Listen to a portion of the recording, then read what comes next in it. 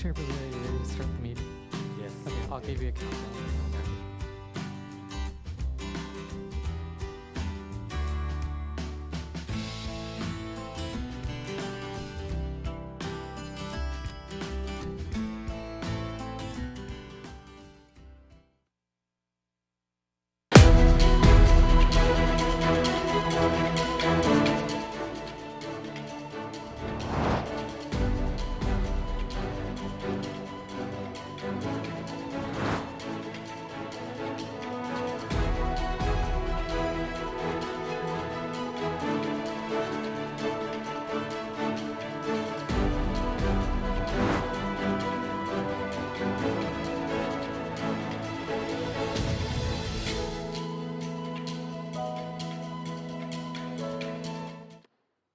Good evening.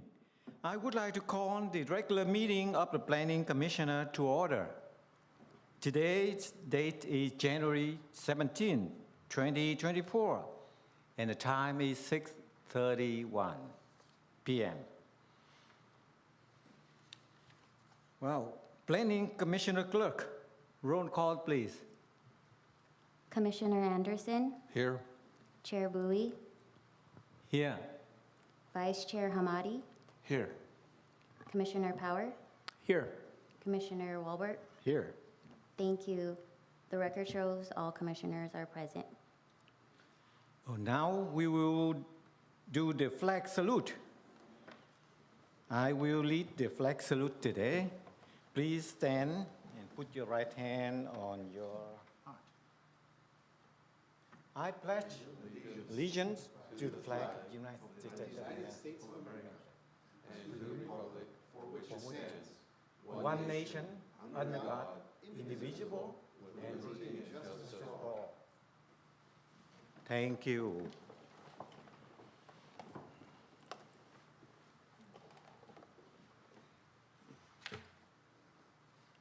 Today, we have the item number 3, election of the chair and vice chair. I have accomplished my chair in the past Yeah. Now it's time for us to nominate the position of the chair. Okay. Chair Bowie. Yeah, I'd like to nominate KC for chair.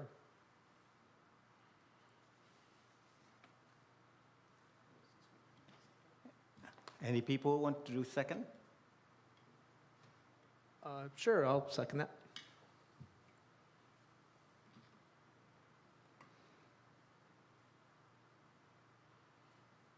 Okay, now we start to get the vote for nomination of, Okay. We have a motion by Anderson, second by Power to nominate Commissioner Walbert for vice chair. I will take the roll call now. Commissioner Anderson, Yes. Chair Bowie, no?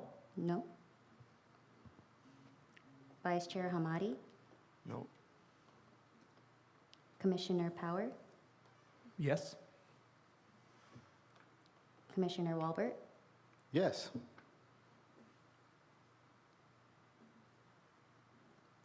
motion carried 3-5. So vice chair, my bad. The chair is now Walbert, Commissioner Walbert.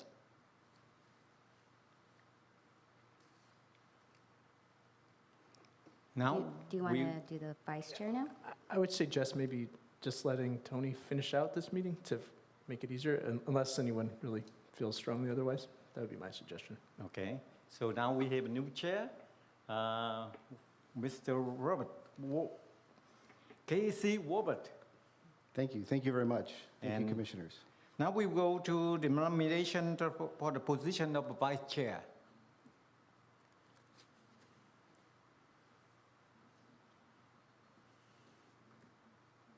I would like to nominate, Okay, I'll nominate myself. okay?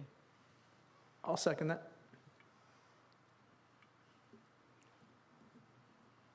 Are you, Commissioner, are you seconding former Chair Bowie's, Commissioner Bowie's first, or Commissioner Anderson? Oh, I'm sorry, I missed Chair Bowie's first. Oh, what was, Okay.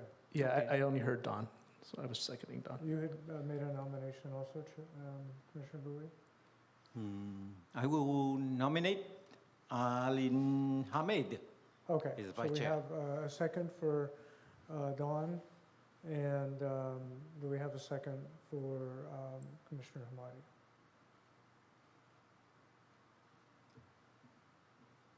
We can take the vote on Commissioner Anderson.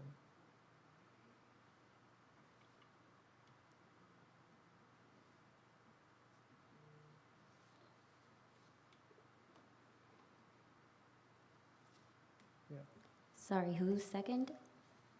Hamadi as vice chair?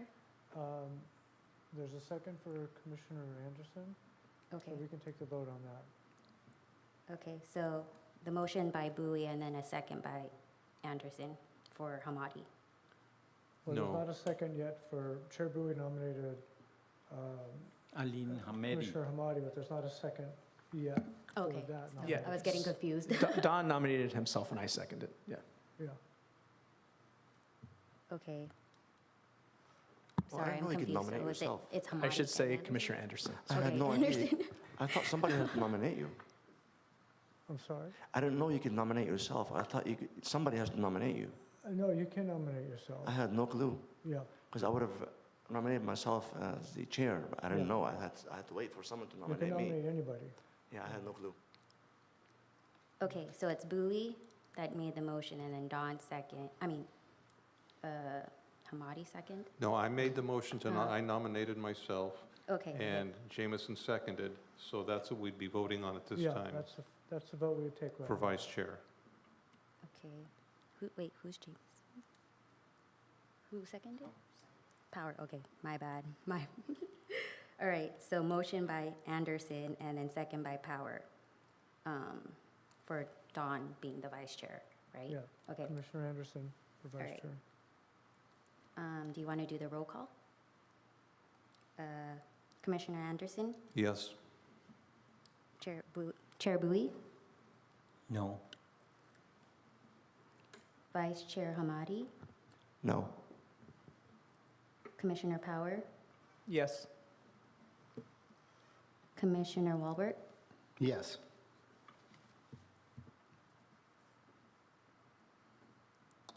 motion carried 3-5. So Dawn Anderson will be the vice chair. Okay. Congratulations to Don Anderson to be our vice chair. Thank you. If I may just take a moment, I want to thank our chair and vice chair for their work this past year. You did a great job, and I really appreciated working with you this past year. Thank you. I express myself that the whole team of us has been working very good together in the past year, and we will keep this spirit to work together to solve the problems for our city of Westminster. Thank you. Shall we move to Tony. item number 4? You want to finish out the meeting tonight? Well, report from the planning secretary regarding late communication. We have no late communications to report.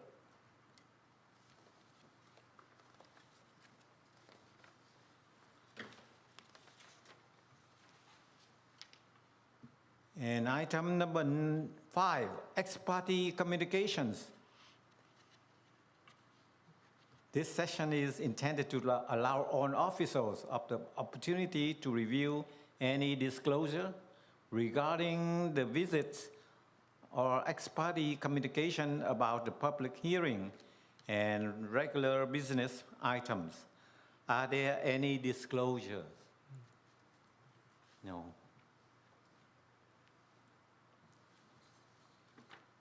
We shall move to item number 6, special presentation. Do we have any special presentation this evening? Yes, Commissioner Bowie, we have one presentation, and we'll get to that in just a second. It's item 6.1. This is an overview of the Housing Accountability Act.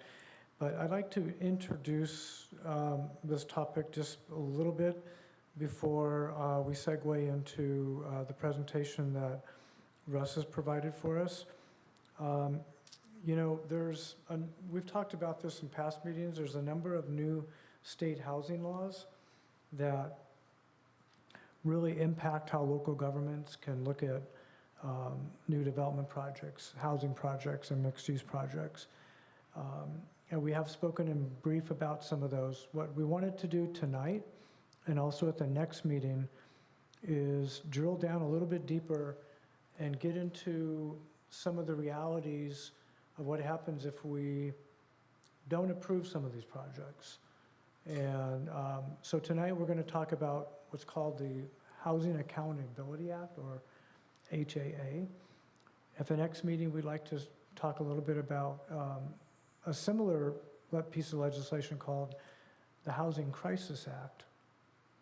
And tonight we'll talk a little bit about density bonus law, and then at the next meeting, we'll talk a little bit about density bonus law as well. So we're not trying to be redundant and keep giving you this information. The reason we're doing this is that in a few meetings from now, you will be seeing some projects, housing projects that have an affordable component, and there also may be aspects of the project that you may have strong opinions about, but we believe that what we're going to share with you tonight and what we're going to share at the next meeting is going to lay the groundwork to really provide you with information of how, when these projects become before the Planning Commission, you'll be, we hope, better prepared to review the projects and render your decision. And so with that, I'd like to turn it over to Russ, and we have a presentation for you, a PowerPoint presentation for you tonight. So if we could switch over to PowerPoint mode, we'd appreciate that. As Steve mentioned, the reason why we're doing this is the League of California Cities wants staff, especially planning staff, to educate planning commissioners and city council members about how amendments to the Housing Accountability Act has greatly tied the hands of commissions and city councils. Their ability to deny projects, their ability to reduce the density, their ability to impose expensive conditions on developers, that pretty much has gone. There was a lot of flexibility when the Housing Accountability Act was first enacted almost 40 years ago, but that's greatly changed with these amendments because planning commissions and city councils found ways of getting around the Housing Accountability Act and still denying the projects. But with the new amendments to the legislation, it basically has really reduced the ability of commissioners to do a whole lot about these dense projects because of this, this crisis in California with regard to lack of housing. Next slide. To deal with the state's housing crisis, the California legislature passed numerous bills substantially amending housing and planning laws. These bills were intended to make it more difficult for cities to deny or reduce the density of housing projects, and also require cities apply only objective standards to housing development projects which otherwise complied with general and specific plans and ordinances. The result of all this is that the developers' efforts are greatly deferred. There's a great deference to the developers' efforts, and the hands of cities are tied with regard to their land use authority. The developers' arguments of plan consistency, regardless of the views of staff, commissioners, or elected city council, are given great weight. Next slide. There have been recent court cases that have been published clarifying the amendments to the Housing Accountability Act. These recent court rulings have upheld the housing legislation by limiting local discretion and imposing onerous mandates on cities, which expose cities to expensive litigation if housing projects are denied. These court cases have also limited the ability of neighborhood groups who sue developers to stall or slow down housing projects, since oftentimes delay often kills these housing projects. The purpose of this presentation is to explain to commissioners the current state of the law as it applies to implications of the Housing Accountability Act and the application of density bonus laws. Next slide. It should be noted that the HAA applies to all housing projects, whether it is affordable or not affordable, and to emergency shelters. It applies to residences only, transitional and supportive housing, or mixed-use projects with at least 2/3 square footage designated for residential use. Next slide. The key provision of the HAA is a housing project may not be denied or reduced in density if it conforms with all objective standards, that is, the general plan, zoning, and subdivision standards. A housing development project may only be denied or have its density reduced if a city can find that the project would have a specific adverse impact on public health and safety. A specific adverse impact is a significant, quantifiable, direct, and unavoidable impact based on objective, identified written public health or safety standards in effect when the application was deemed complete, and there is no feasible method to mitigate the impact. Next slide. A density bonus project fits within an affordable housing project definition under the HAA. California's density bonus law was originally enacted to give housing and mixed-use development with 5 or more homes the right to increase density beyond applicable local limits in exchange for providing homes at below market rate. The density bonus law applied if the base project provided at least 10% below market rate homes for low-income households, 5% below market rate homes for very low-income households, or if the homes are for sale, 10% below market rates for moderate households. Next slide. The density bonus law requires cities to give developers incentives. In addition to giving the developer additional density for the housing project, density bonus law requires cities to grant qualifying projects incentives that provide cost reductions, waivers of development standards that would physically preclude the development of a project at the density permitted, and 3, which is most significant to neighbors, is it reduces the parking requirements. Next slide.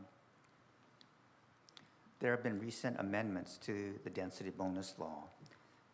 Recent case law has clarified that amendments to the density bonus law creates a strong rebuttable presumption that a housing applicant is entitled to the waivers and incentives for which it applied in order to reduce cost. Incentives include a reduction in site development standards or a modification of zoning code requirements or architectural requirements that result in identifiable and actual cost reductions in providing affordable housing. Recent court cases have held, and this is important, the developer is not required to show that the waiver or incentive will in fact reduce cost. The burden of proof has been changed. The city now has the burden of proof to overcome the presumption that the incentive will result in cost reduction. Next slide. Waivers, unlike incentives, are not limited in number under the density bonus law. A density bonus law project is entitled to a waiver of any and all development standards that would physically preclude the development at the density permitted and with the incentives granted. In a recent San Diego case, the court clarified that a developer is not required to show that a waiver of development standards was necessary to render the project economically feasible. This case emphasizes that waivers are a powerful tool for housing applicants to avoid restrictive zoning limitations that would preclude the project as it has been designed. With this knowledge, planning commissioners are better equipped in reviewing projects utilizing density bonus law and also understanding the staff reports that were drafted by staff. Next slide. Under the Housing Accountability Act, additional findings must be made to deny an affordable project. If a housing project is also housing for very low, or moderate income households, additional findings need to be made to deny the project, reduce the density, or add a condition making the project infeasible. Affordable developments include projects where at least 20% of the units are affordable to lower income households or 100% affordable to either moderate income households or middle income households. Therefore, cities cannot disapprove affordable housing projects unless they make written findings ranging from violations of state or federal law or violations of public health and safety standards, such as lack of sufficient water and sewage capacity. Next slide. The most common reason for disapproval of an affordable housing project is the housing development is inconsistent with both the city's zoning and general plan land use designation as it existed on the date the application was deemed complete. Next slide. The key amendments to the Housing Act adopted since 2017 are as follows. Projects that are consistent with the general plan but not the zoning are deemed to be consistent. Therefore, if the zoning for the site is inconsistent with the general plan, but the housing project is consistent with objective general plan standards and criteria, the project is considered consistent and no rezoning is required. a housing project shall be deemed consistent with applicable standards if there is substantial evidence that it would allow a reasonable person to conclude that the project is consistent. There is a strict definition of objective. It's defined as involving no personal or subjective judgment by a public official and being uniformly verifiable by reference to an external and uniform benchmark or other available criteria. Most significantly, successful plaintiffs under the Housing Accountability Act are entitled to attorney's fees. Next slide. There have been successful claims challenging city actions. In 4 cases, trial courts have determined that city decisions in denying a housing project or reducing its density violated the Housing Act. In those cases, the Superior Court held that the city wrongfully denied the project without finding an inconsistency with objective standards and without making the required health and safety finding to support denial of a compliant project. Next slide. A landmark decision with regard to interpretation of these amendments to the Housing Accountability Act was California Renters versus City of San Mateo. The Court of Appeal held that the City of San Mateo violated the act in denying a proposed multifamily housing project based on the city's concerns that the project's height and scale conflicted with the city's design standards.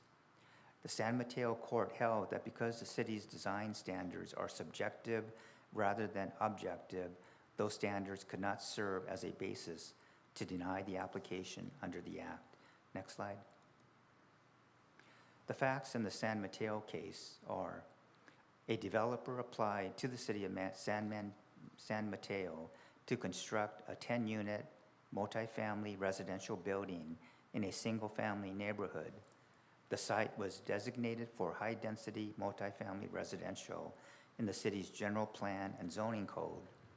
The city's planning staff recommended approval of the project since it was consistent with the general plan and zoning standards for multifamily dwellings and with the city's design guidelines. The Planning Commission denied the housing project after a public hearing in which several residents objected to the project. The Planning Commission stated that the project was inconsistent with the city's design guidelines because it was not in scale and not in harmony with the character of the neighborhood, and that the building was too tall and bulky for the site. Next slide. Their ruling was that portions of the design guidelines were not objective because they allowed a choice in how to address issues such as height differential or the amount of setback, or where the placement of trees would allow for a smooth transition and step in height, all of which contradicts the requirements for an objective standard. The court held that because the city's design standards are subjective, the city standards are insufficient to deny the project. The court reiterated that the statute allows planning commissions to maintain the authority and discretion to determine whether the record contains substantial evidence that a reasonable person would find the project is consistent with applicable objective standards. The court also emphasized that planning commissions under the Act are free to impose conditions of approval on the housing project, provided that they do not reduce the project's density where applicable objectives are met. Next slide. Another major occurrence in case law was an obstacle that has been used or is going to be used to stop lawsuits from neighborhood groups against affordable housing. Housing opponents who file lawsuits to stop housing developments have been identified as a key problem contributing to California's housing crisis. Even meritless lawsuits can cause years of delay in building new homes, especially for affordable developments. Section 529.2 of the California Civil Code of Civil Procedure requires affordable housing opponents who sue developers to furnish an undertaking as security for cost and damages up to $500,000 that may be incurred as a result of the delay in the project. So imagine if you want to file a lawsuit, but the court requires you to file a $500,000 bond when dealing with an affordable project. Next slide. In order for this Code of Civil Procedure section to apply, the housing must contain enough affordable housing to qualify for the density bonus law. Either the plaintiff's act of bringing the litigation or of seeking certain relief, such as an injunction, will delay or prevent the project, and any one of the following circumstances is present. The plaintiff brought the lawsuit in bad faith, vexatiously, for the purpose of delay, to obstruct the low or moderate income nature of the project, or the plaintiff would not suffer undue economic hardship in being required to post the bond. Next slide. There was a recent case which upheld this procedure of posting a bond, and that was in Save Livermore, downtown versus City of Livermore. The plaintiff appealed the trial court's order for them to post a $500,000 bond. The court noted that the plaintiff was able to pay for expensive alternative plans for the project and had the resources to be represented by a prominent private law firm, so that the amount of the bond did not impose an undue economic hardship. The Court of Appeal upheld the trial court's finding that the action was brought for the purpose of delay, even though there was no direct evidence, but was inferred from the plaintiff's action because the plaintiff waited until the end of the statute of limitations to file its complaint. He failed to provide an administrative record for more than 2 months and made substantive arguments that lacked objective merit, all of which pointed to the fact that this basically was brought in bad faith and for the purpose of delay. Next slide.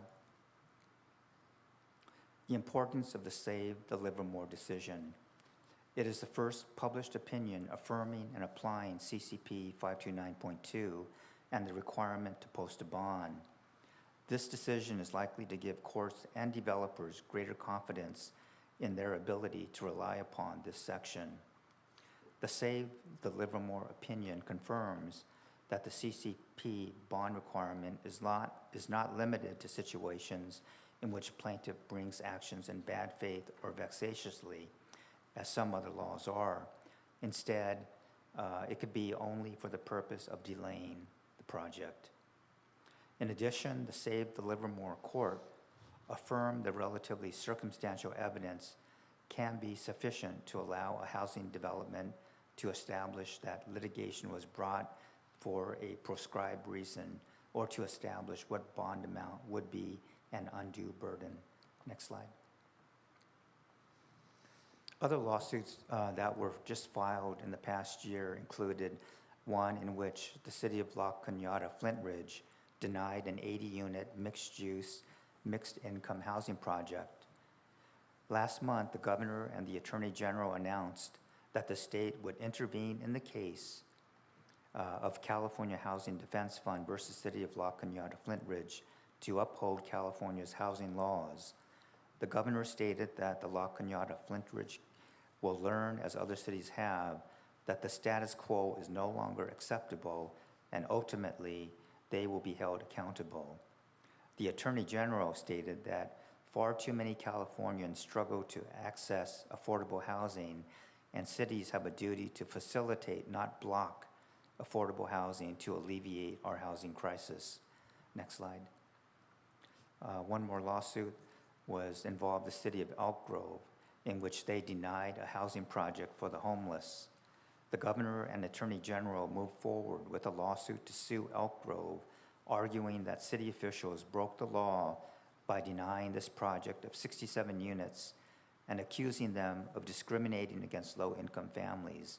The attorney general said the Planning Commission's ostensible reason for denying the project was that it violated the city's standard for housing development. But they felt that the real reason was because of the category of residents seeking affordable units. The project in Elk Grove would include 66 permanent apartments for people experiencing homelessness, plus one for a manager. An HCD spokesperson stated that a 67-unit complex is small, but every time we say no to housing, we make homelessness much worse in California. Conclusion, the state housing laws were enacted to address the housing crisis, and these laws have made it more difficult for cities to deny or reduce the density of these projects. And the housing laws require that cities only apply objective standards and to comply with general and specific plans and ordinances. Recent court cases interpreting the new law further bolsters the developers' efforts to limit the city's land use authority by giving much deference to developers' arguments of plan consistency, regardless of views of staff, commissioners, or elected council members. And finally, next slide.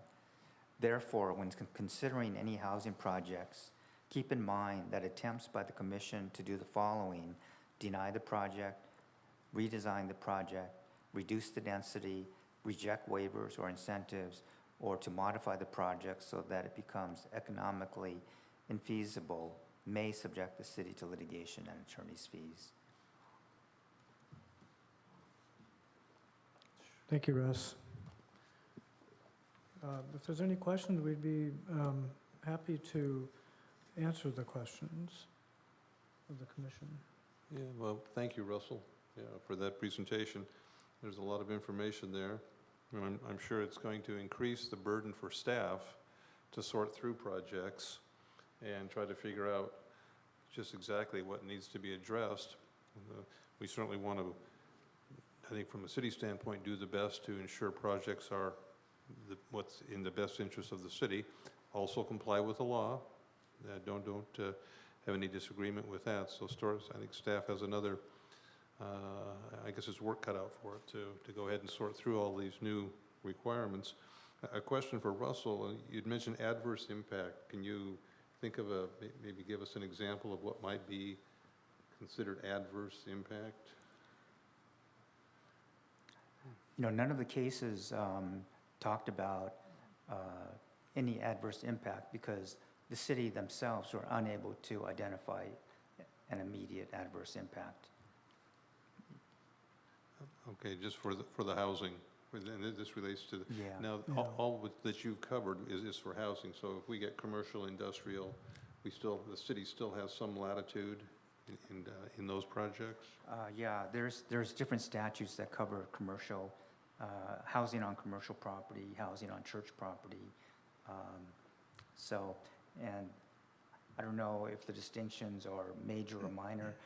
The statutes are so complex that I have to go through each one individually. So I can do topics as they come up, but I don't think, Steve, that any housing projects have come through that want to develop on commercial property yet, have they? Not yet. Well, Yeah, excuse me, Steve. Excuse me. Maybe I didn't phrase my question. I'm at this point just interested in our commercial or industrial projects on commercial or industrial land. Does the city still have some latitude in dealing with those? Yes, they do. Okay, thank you. Yeah, I would just add that in regards to adverse impacts, we had a project recently. It's still working its way through the process, but one potential adverse impact was that there's a city water line that runs a few inches from this project. So in order to avoid that potential public safety impact, the applicant has agreed to reroute that water main. Had they not done that, that might have, if that had come before you, that might have been a potential adverse impact. Something of that where the city would not be able to access that, the water system. That might be the type of thing that would be considered adverse to the public health and safety, something of that nature. Thank you for your presentation. I have a question In the presentation, they said about 20% for the low-income household. In that case, how can they determine the criteria for low-income household? Yes, it's a very good question, Commissioner Bowie. Affordability, what we think of as the different income levels, is really comes from the federal government every year, and then that information looks at a particular region. We live obviously in Orange County, and so there's what's called the AMI, which is Area Median Income, and that's broken down by household size. So for example, the area median income is looked at for a household of 1 person, 2 people, 3 people, 4 people, so forth and so on. And then they further break it down and say, if you're between 120% and 80% of the area median income, you consider it moderate income. Anything above 120% is high income. You go below 80%, and that's where you get into the lower income categories. And then again, it's like on a sliding scale. It's broken down by household size. So I'm just throwing this out there, but in Orange County, if you're a household of 1, meaning 1 person, and you're making, say, $100,000, you're probably going to be considered in the moderate income category. That same income for a household of 4, you're in the low income category. So it has to do basically how many people are in your household. Oh, I see. Yeah, that's how it's determined. And every year, the state of California, through the Housing and Community Development Department, produces updated charts of these low and moderate income levels. Thank you. And I have a question about the project's height. In one case, they denied it because of project height. Is it criteria very important because it has to go to building department to determine it before it go out? So how come it become a major issue for project height? Yes, in all cases, all residential projects have to comply with the building codes, and they have to comply with Orange County Fire Authority, all the life safety requirements that we're aware of. What we see, though, with a lot of these projects that Russ talked about, the Housing Accountability Act, the developers that are out there today, they know these laws, and when they file an application, they often come in with multiple waivers, and one of the things they may waive is to say, your height limit is, say, 50 feet, we want to go 70 feet. That's a waiver they can request, or a concession. Now, they can request that, and as Russ said, we're obligated really to provide it. From the building code standpoint, that might mean they have to use a different construction method. They may not be able to use the construction method for a much shorter building, one that's not as tall. So they can't get around the building requirements, but they could potentially build that taller building if they request a waiver. Thank you. Any of us, any question, please bring it up. Thank you.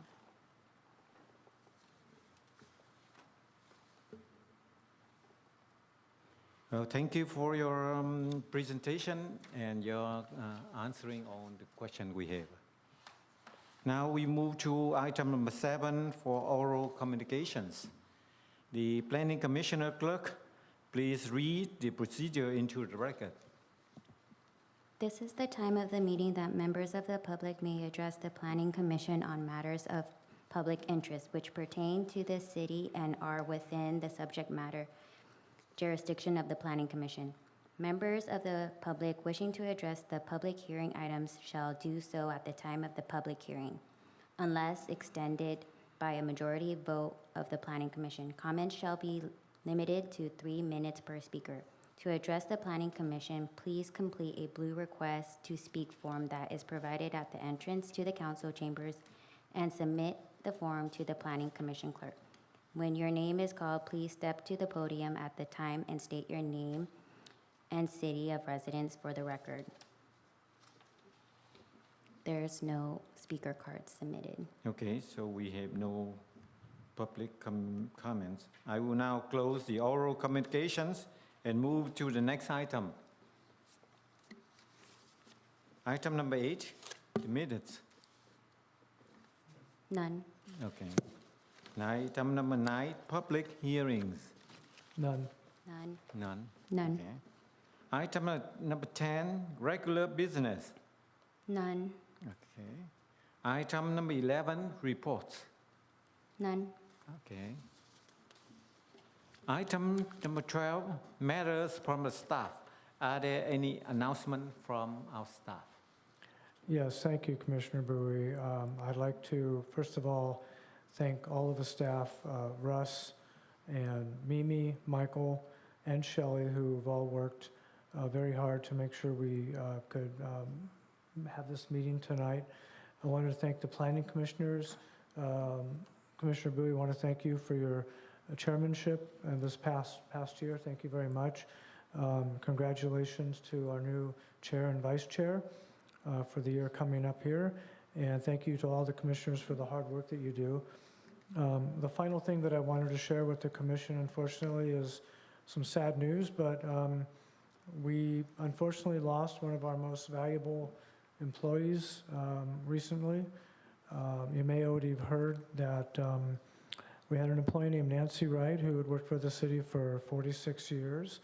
She retired at the end of last year, and we were very sorry to hear that she'd passed away on January 8th. So we miss her, and she was a very valuable employee and asset to the city. Yeah, many of us know Nancy Wright. She Yes. has been working dedicatedly, help the city a lot for Yes, a long period of time. 46 years. So may we take one moment of silence and to commemorate her effort, help us.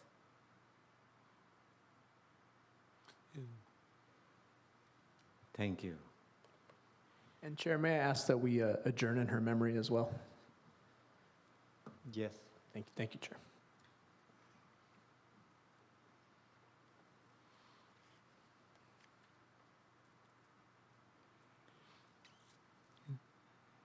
Now we move to item number 13, matters from the Planning Commission, including AB 1234. Does anyone have announcement or comment that they would like to share? Yeah, Chair Bowie. Yeah, just in memory of my friend and fellow employee, Nancy Wright. I had the pleasure of working with her for a number of years, and she was an encyclopedia of building and business licensing, and a valuable asset to the city. And she will be missed not only as a friend, but as a valuable employee. So it was a pleasure and an honor to know her, and she will be missed. Yes. Now we have item 13.1 to discuss. I would like to call on the planning manager to introduce this item.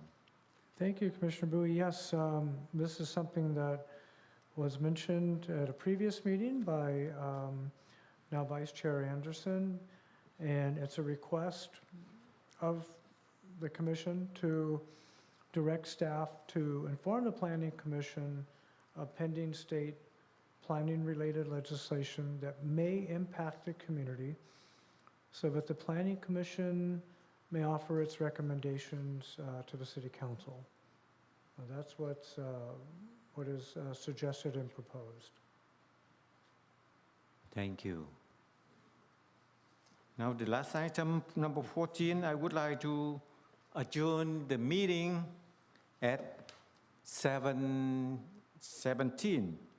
The next regular meeting of the Planning Commission will be on Wednesday, February 7, 2024 at 6:30 p.m.